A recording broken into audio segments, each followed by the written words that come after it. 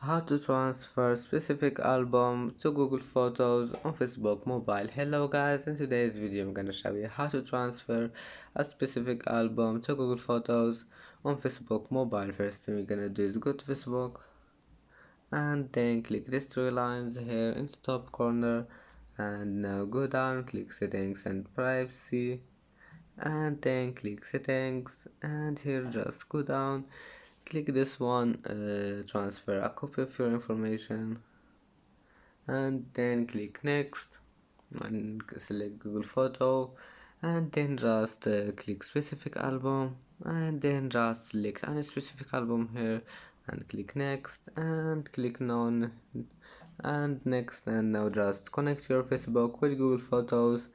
And that's it for today's video. If you like this video, please don't forget like and don't forget subscribe, and see you in the next video.